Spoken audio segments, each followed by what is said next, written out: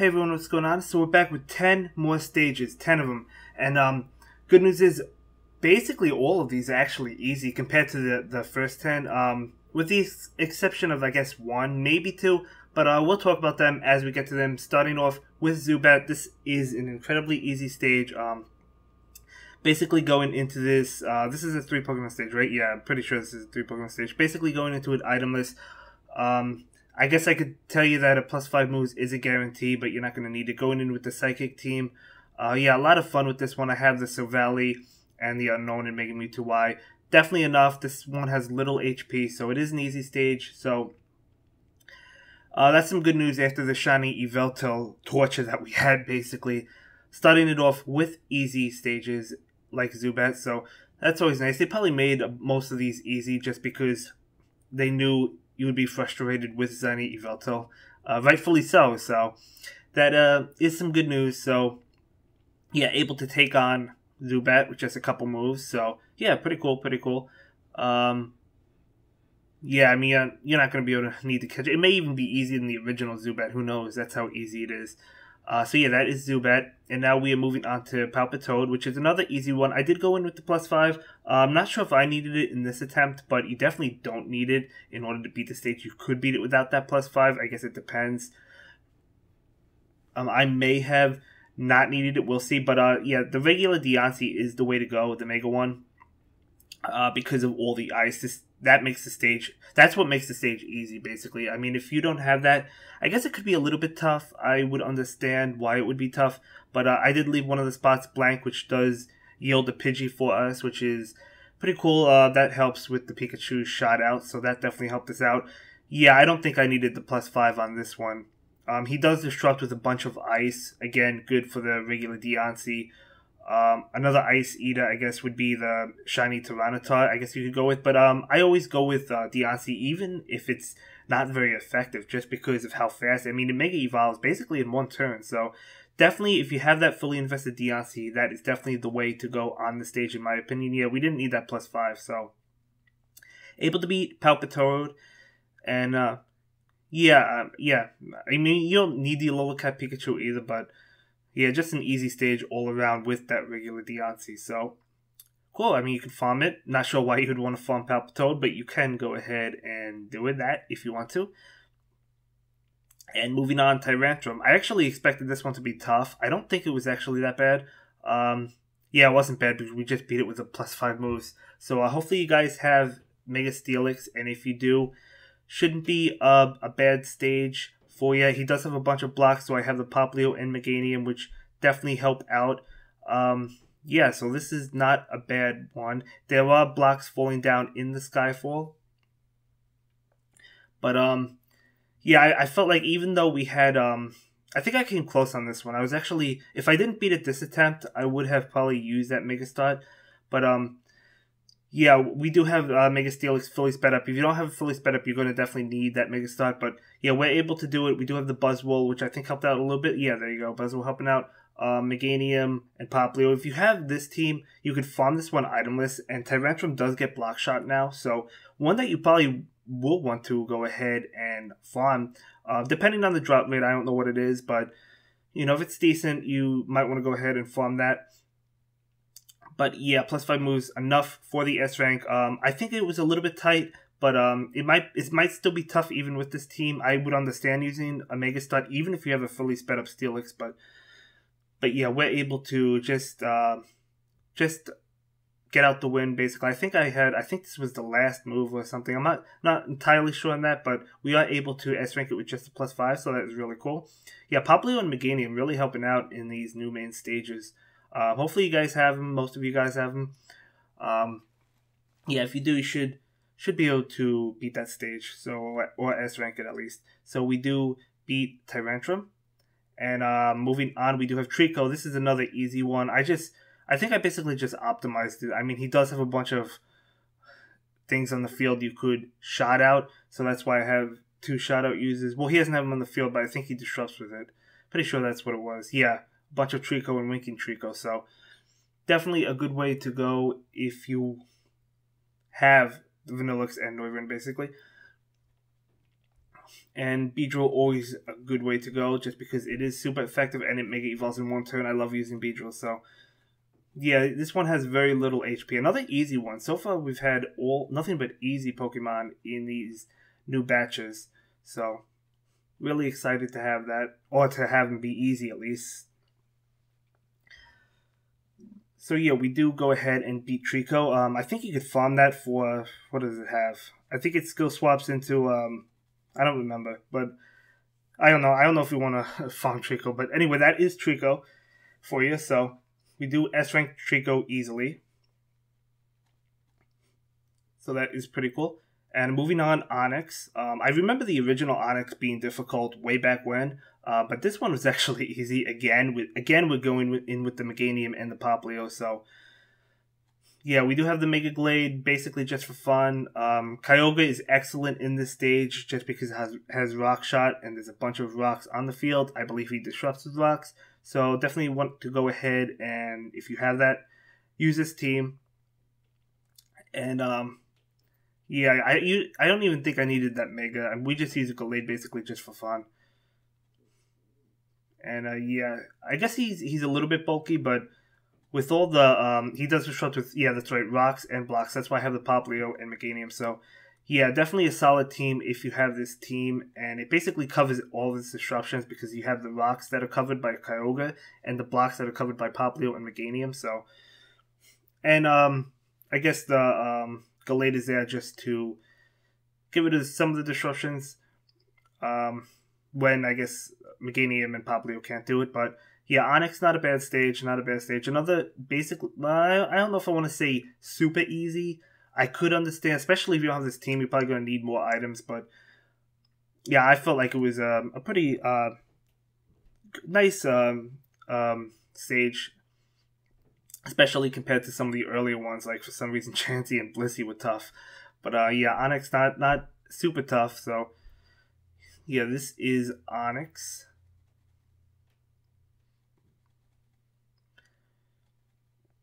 So yeah, I mean, my Glade is fully sped up. If yours is not fully sped up, you probably don't want to use that as the Mega. Shiny Gyarados would probably be good as well if you have that fully sped up. Or, you know, I guess Gengar as well. There's, yes, Lucario should probably be good. I mean, you didn't really need the Mega for the stage a whole lot, so I don't think the Mega matters too much, but it's basically the block shot and rock shots that really helped me S-rank the stage basically with not much. So yeah, okay, we're getting into Grovyle, another super easy stage. Going into this one itemless as well, and we are able to S-rank it itemless, so that's some good news. It does have a bunch of Grovyle on the field, so Noivern, excellent decision for you. You could have, instead of the Lugia, you could also bring Vanillix, which is also a shout-out user. So 2 shout-out users, probably better to do that, but again, doesn't really matter a whole lot just because the stage is super easy. So yeah, you don't need the +5 is a guarantee on this one, no matter what team you bring. But if you don't, you could just go into it a few times, and even if you don't get lucky the couple of times, you should eventually be able to S-rank it itemless. So not a whole lot to say outside of that. I mean, you can see how fast his HP goes down. He doesn't have a lot of HP. He does disrupt with Ice and Grovyle, but the Ice, not super big deal.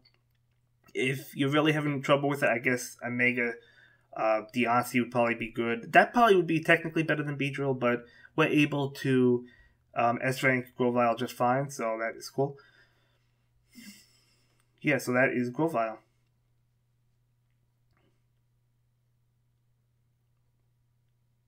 And that is the S rank. Again, he's farmable. So Seismitoad. So I actually did use some jewels on the special shop.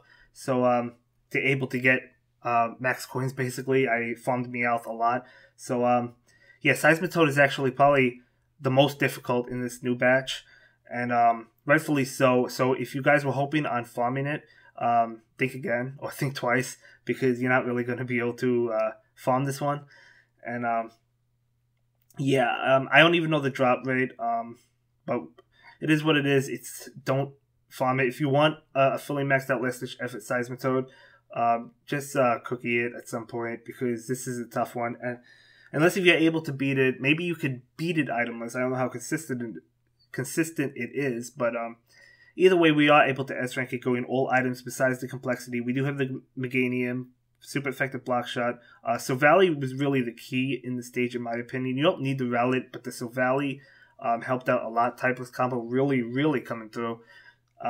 Tyrantrum I felt like was a good choice. I don't think the regular Rayquaza would be good, just because there's a bunch of blocks on the field and there's a bunch that fall from the Skyfall. So yeah, it would be really tough. You would have to wait several turns to be able to really use Rayquaza. So I didn't feel like that was a good decision for this stage. I felt like Tyrantrum to help to get rid of the blocks would be good, or would be a better way to go, and we are able to S-rank it, but I think I tried this once before and wasn't able to do it. And yeah, so I beat it on the second attempt basically. But yeah, it is really tough. Yeah. So I don't know. But not much to say outside of that. It does have a good ability. That's probably why they made it tough. I don't remember how the original Seismitoad was. I think it was tough as well. Maybe it wasn't this bad, but who knows? Who knows? I mean, I get you could probably do it with less. You could probably do it without the disruption delays, since if you have the Meganium. But you know, I tried it, wasn't able to do it. Who knows? Maybe you could do it. But yeah, this one was not fun. But as I said, there's basically only one, maybe two difficult ones in this batch of 10, so that's good.